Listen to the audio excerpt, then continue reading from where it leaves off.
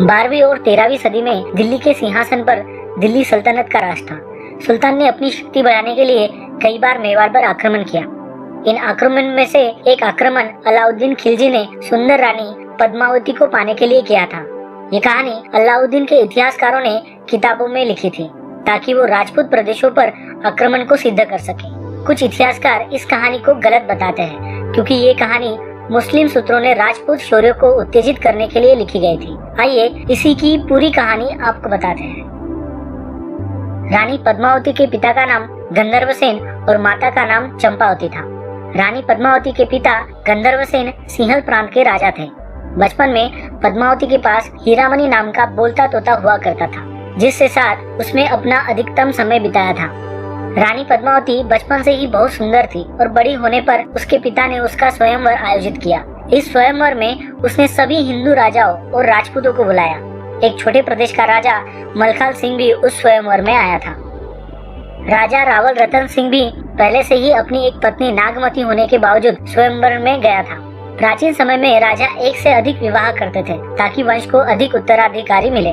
राजा रावल रतन सिंह ने मलखान सिंह को स्वयंवर में हराकर पद्मावती से विवाह कर लिया। विवाह के बाद वो अपनी दूसरी पत्नी पद्मावती के साथ वापस चित्तौड़ लौट गया। उस समय चित्तौड़ पर राजपूत राजा रावल रतन सिंह का राज था।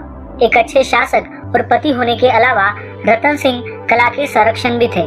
उनके दरबार में कई प्रतिभाशाली लोग थे, जिनमें से राघव चेतन संगीतकार भी एक था।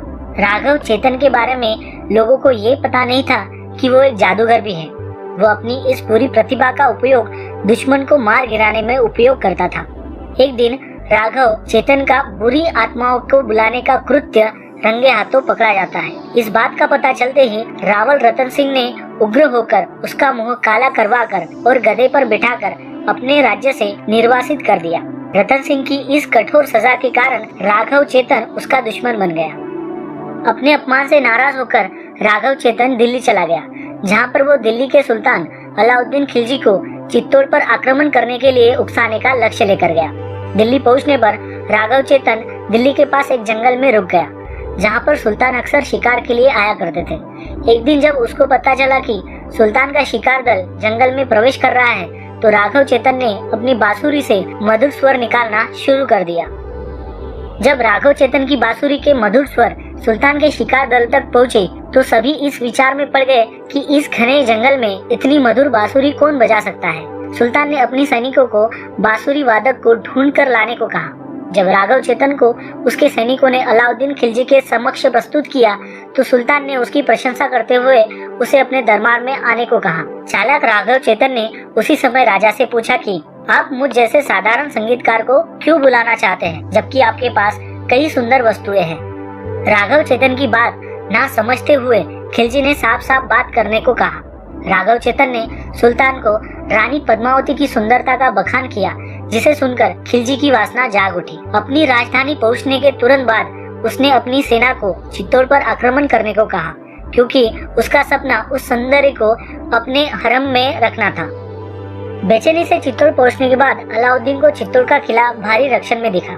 उस प्रसिद्ध सुंदरी पद्मावती की एक झलक पाने के लिए सुल्तान बेताब हो गया और उसने राजा रतन सिंह को ये कहकर भेजा कि रानी पद्मावती को अपनी बहन समान मानता है और उससे मिलना चाहता है। सुल्तान की बात सुनते ही रतन सिंह ने उसके रोष से बचने और अपना राज्य बचाने के लिए उसकी बात से सहमत हो गया।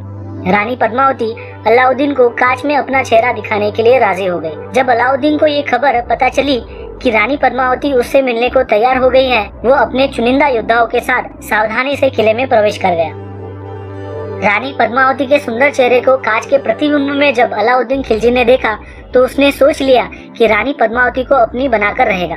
वापस अपने शिविर में लौटते वक्त अलाउद्दीन कुछ समय के लिए रतन सिंह के साथ चल रहा था। खिलजी ने मौका देखकर रतन सिंह को बंदी बना लिया और पद्मावती को मांग करने लगा। चौहान राजपूत सेनापति गोरा और बादल ने सुल्तान को हराने के लिए एक चाल चलते हुए खिलजी को संदेशा भेजा कि अगली सुबह पद्मावती को सुल्तान को सौंप दिया जाएगा। अगले दिन सुबह भोर होते ही 150 पालकियां किले से खिलजी के शिविर की तरफ रवाना।